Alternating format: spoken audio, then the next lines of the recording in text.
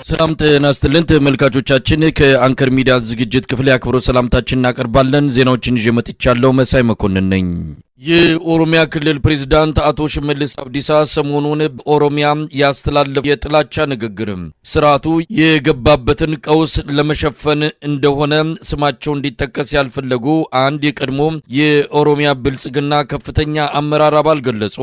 የአቶ ሽመልስ የሰሞኑ ንግግር አብዛኛውን የምክር ቤት አባል እንዳስደነገጠው እኚሁ የቀድሞ የብልጽግና ከፍተኛ አመራር ገልጸዋል። አሁን ያለንበት ሁኔታ እጅግ አደገኛ ነው። 80 በመቶ የሚሆነው የኦሮሚያ ክልል በሰላም እጦት ውስጥ ይገኛል። ሰው ሞቶ መቅበር የማይቻልበት ህዝብ በርካታ ጥያቄዎችን እያነሳ እየጠየቀ ነው ያሉት የቀድሞ የኦሮሚያ ብልጽግና ከፍተኛ አመራር አባል ይህንን የህዝብ ጥያቄ ለማድበስበስ በአቶ ሽመልስ አብዲሳ በኩል የጥላቻ ንግግርን ማሰራጨት እንደ አንድ ስትራቴጂ መወሰዱን ነው የሚናገሩት። መታወቅ ያለበት ጉዳይ የሽመልስ አብዲሳ ንግግር ከስጋት የመነጨ የኦሮሚያ ክልልንም ሆነ ሀገሪቱን መቆጣጠር የማይቻልበት ሁኔታ ከመፈጠሩ ጋር በተያያዘ ከፍተኛ ጭንቀት እንዳለም ገልጸዋል። አንከር ሚዲያ ከተለያዩ የቀድሞና አሁን በስራ ላይ ከሚገኙ የኦሮሚያ ክልል አመራሮች ባገኘው መረጃ የብልጽግናው ስርዓት በከፍተኛ አጣብቂኝ ውስጥ መግባቱን የሚያረጋግጠው በተለይም መከላከያ ሰራዊቱ መሰላቸቱ፣ በየዕለቱ የሚጠፋው የሰራዊቱ ቁጥር መጨመሩ ለብልጽግናው ስርዓት ህልውና ማክተም አይቀሬነት ምልክት እየሆነ መምጣቱ ተመልክቷል።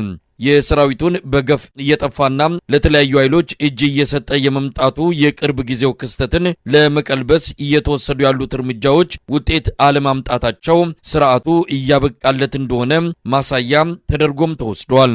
ብልጽግና ነፍስ ለመዝራትና በስልጣን ላይ ለመቆየት ያለው ብቸኛ አማራጭ የጥላቻ ንግግርን በማስፋፋት በኢትዮጵያ ህዝብ መሃል ጥርጣሬና ስጋት በመፍጠር እድሜን ለማራዘም ይቻላል የሚል አቋም በፓርቲ ደረጃ መወሰዱም ይነገራል።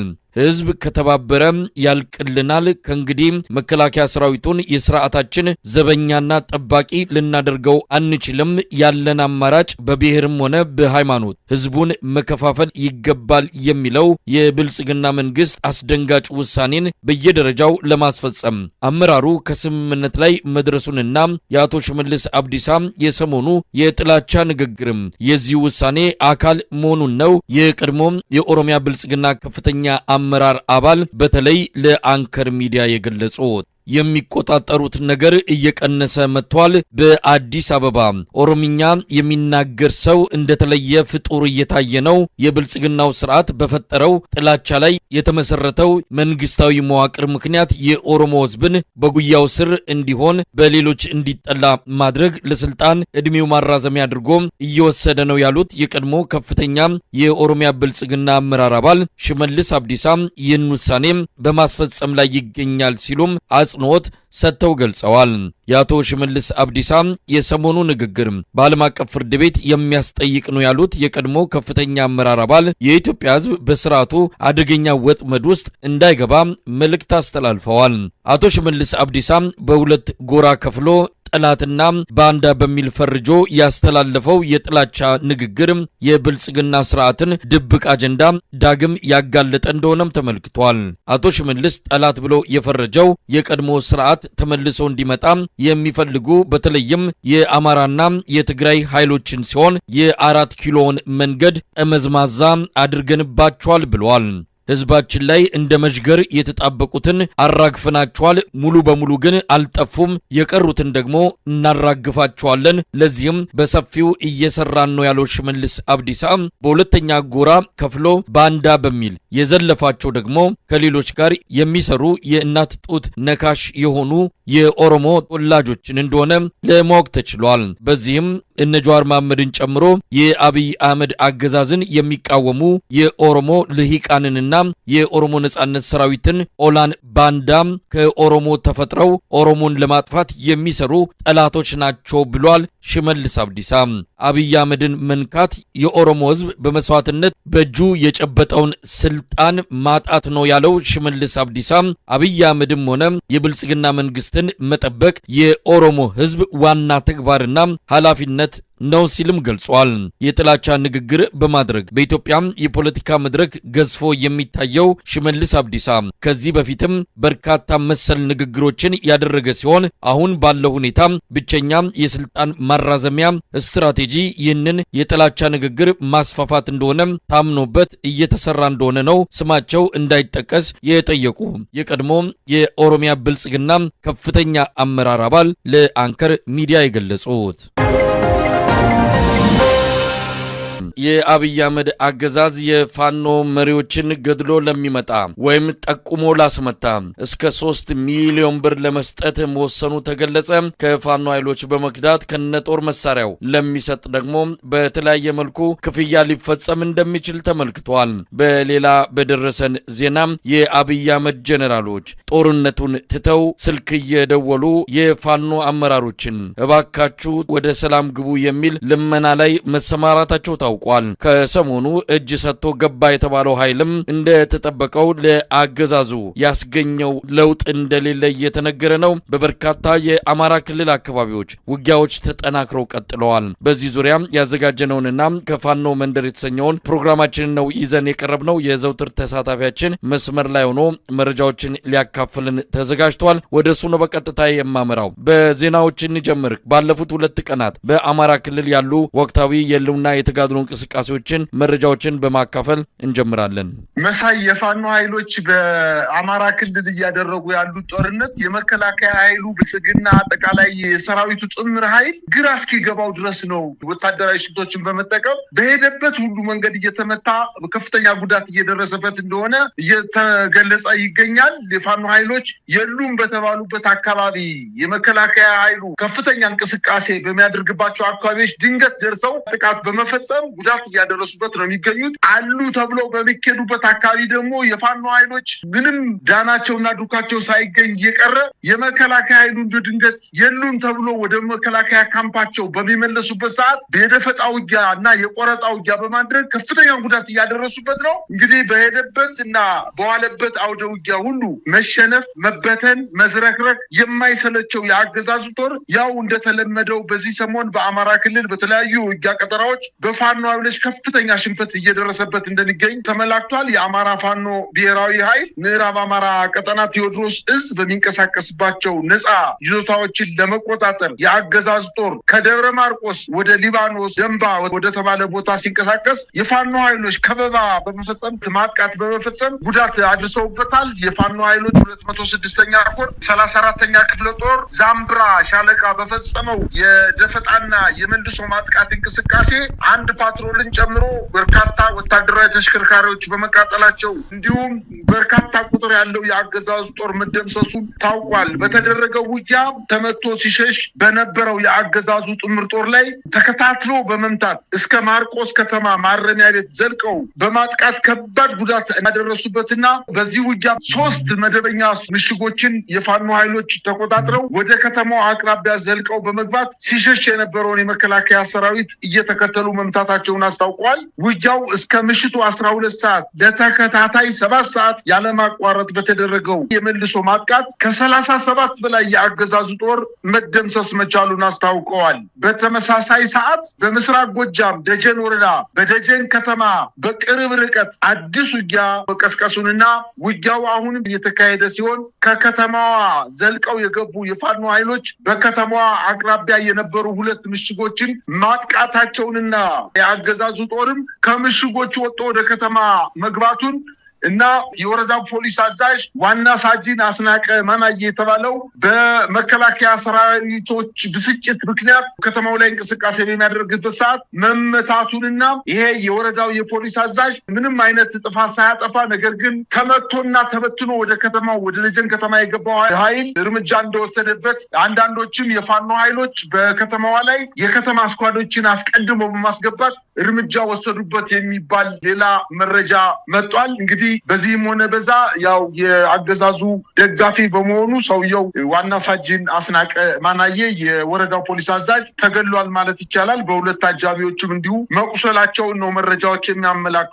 ሌላው በምዕራብ ጎጃም በተለያዩ ወረዳዎች ማለትም በቋሪት፣ በደንበጫ፣ በደጋ ዳሞትና በሰከላ ተራራማ አካባቢዎች የፋኖ ይዞታዎችን ለማጥቃት የተንቀሳቀሰው የአገዛዙ ጦር አሁንም ነው የመልሶ ማጥቃት ደርሶበት ወደ መጣበት አካባቢ እንዲመለስ ማድረጉንና በጣም በርካታ ሰራዊት መደምሰሱን በውጊያውም ቀጠና ፈርሶባቸው እጃቸውን ለፋኖ ኃይሎች በተለያየ አቅጣጫ መስጠታቸውን ነው መረጃዎች የሚያመላክቱት። በሌላ የክልሉ ምስራቃዊ ቀጠና በሰሜን ወሎ ዞን ወደ ቆቦ ከተማ በሌሊት የፋኖ ኃይሎች በከተማዋ ዙሪያ በሚገኙ የአገዛዙ ጦር ካምፕ ላይ ጥቃት በመክፈት የአገዛዙን ጦር ወደ ከተማዋ እንዲሸሽ ከማድረጋቸውን በተጨማሪ ተከታትለው ወደ ከተማዋ በመግባት በተለይ በከተማዋ ፖሊስ ጣቢያ ሚካኤል ሰፈር ወይም የአድማ ምተና ካምፕ እንዲሁም ሆርማት በተባለው የአገዛዙ ወታደራዊ ካምፕ ላይ ከበድ ያለ ማጥቃት በመፈጸም ጉዳት ማድረሳቸውን ለማወቅ ተችሏል። የኢትዮጵያን ጠላቶች እንደ ጸጉር ቅማል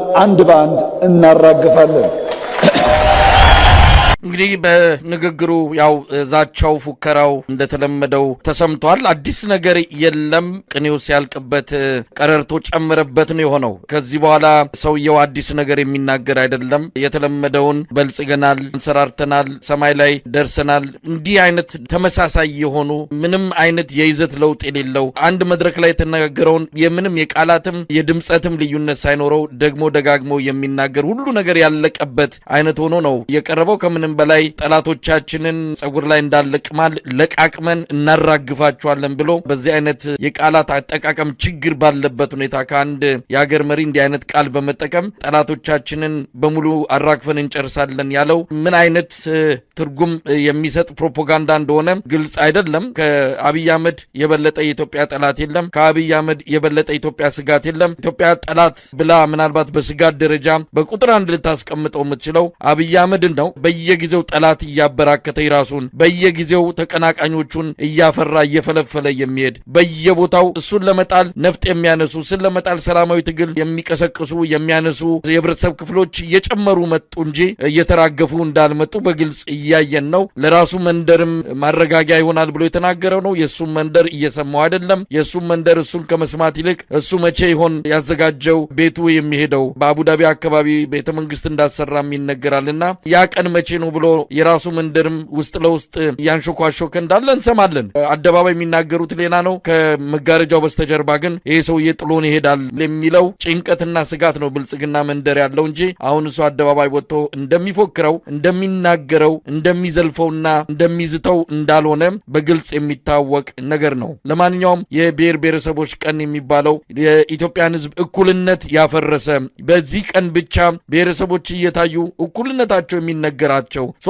364 ቀን ግን እኩልነት ሳይሆን አድሏዊነት የተወሰኑ ሰዎች ብልጽግና ብቻ የታየበት የአንድ አካባቢ ሰዎች ብቻ የፖለቲካውንም የኢኮኖሚውንም የበላይነት የያዙበት ሌላው ግን እንዲሁ ለክብረ በዓልና ለቴሌቪዥን ድምቀት በዓመት አንዴ የሚጨፍርበት ዕለት ነው ማለት እንችላለን። የኢትዮጵያ ሕዝብ የብሔር ብሔረሰቦች ቀን አያስፈልገውም። የኢትዮጵያ ሕዝብ አብሮ የሚበላ አብሮ የሚኖር ሰርጉም ሐዘኑም ሁሉም ድምቀቱም በጋራ የሚያደርግ ነው። በአንድ ቀን ተለይቶ ለፖለቲካ ፍጆታ በሚል በሚከበር ቀን አይደለም የኢትዮጵያ ሕዝብ መብት የሚረጋገጠው። አብይ አህመድ ዛሬም ይፎክራል። ነገር ግን ውድቀቱ ከምንጊዜውም በላይ እየተቃረበ መፈራረሱም እውን እየሆነ ከማየት ያለፈ ምንም የሚፈይደው ምንም የሚያመጣው ለውጥ የለም። እንግዲህ የፋኖ ኃይሎች ናቸው አንዱ እንደ ተባይ እናራግፋቸዋለን ከተባሉት ውስጥ በትክክለኛ በእርግጠኝነት መግለጽ የሚቻለው እነሱ ደግሞ የበለጠ የእሱን የውድቀት ጊዜ እያፋጠኑ ምናልባትም አብይ አህመድ ከነ ጥቁር ታሪኩ በኢትዮጵያ ገጽ ላይ